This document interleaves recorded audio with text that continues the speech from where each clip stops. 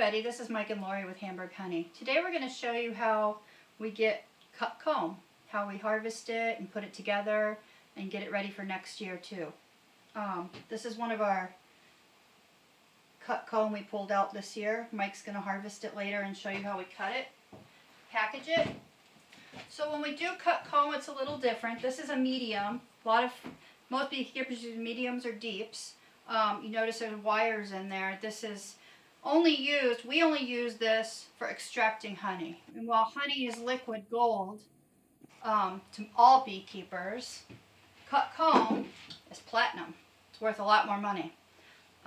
People like it. They cut it and put it in their tea. They do all kinds of things with it. So this is what a frame looks like after we've harvested it.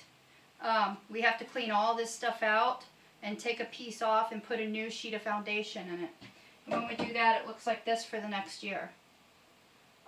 For cut comb, we put 10 in a box, 10 in a super, and then we put 9 in a super for the mediums.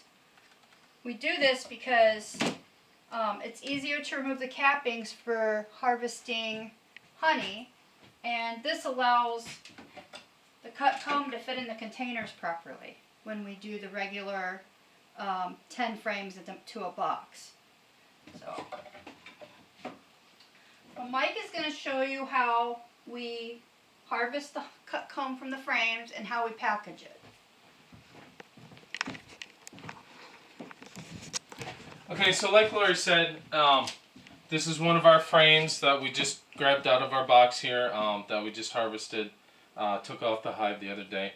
When you want to make cut comb, it has to be on a really strong hive during a honey flow. Otherwise, they can't draw that foundation out far enough and quick enough to be able to make a full box of this for you.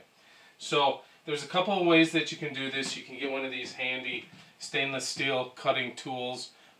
This will cut it to the size of this polystyrene box right here. I think it's 4.5 by 4.5. But we also like to have a smaller version for people that don't want a full section, which is usually a pound. So the easiest way to do it for some people is to set this on a table, and I would recommend putting wax paper on it. That way it gives you an easier cleanup. And then you just take the tool, it fits right on here perfectly, and you press it right down through it. I don't like to do it that way because the amount of pressure you have to put on it to cut through it, it sometimes damages the back side of the honeycomb. So what I actually do is I'll take a knife and I'll just cut this entire section right out of the comb here. Makes it a little easier to work with. Any sharp knife will do.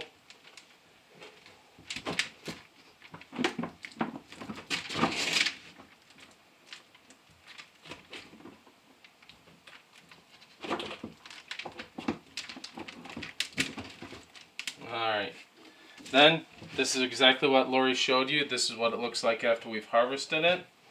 So I'll just set that aside for now. Clean the knife.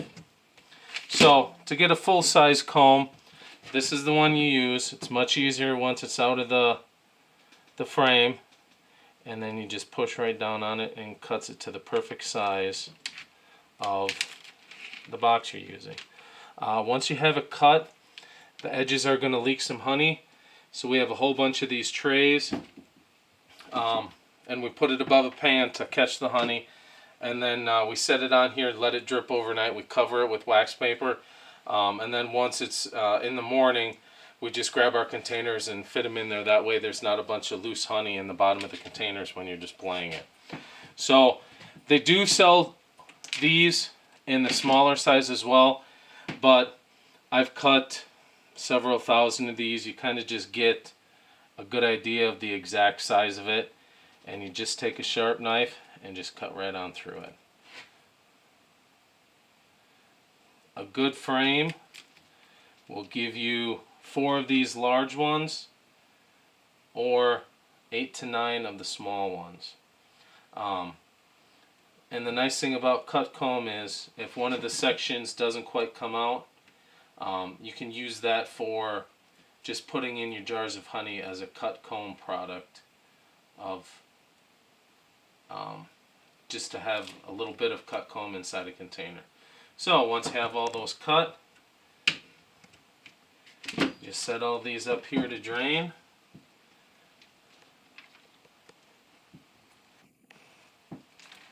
And within a couple hours, these will be mostly drained. And then we take the honey that drips into the pan and we just put it in one of our jars. Another reason that I like to use this wax paper is it leaves, when you cut this, it leaves a lot of honey on the wax paper. You can just use your knife and pick it up and put it right into the pan. And then you're ready for your second frame. So I hope you enjoyed the information on how we make cut comb and what boxes to use, what not to use.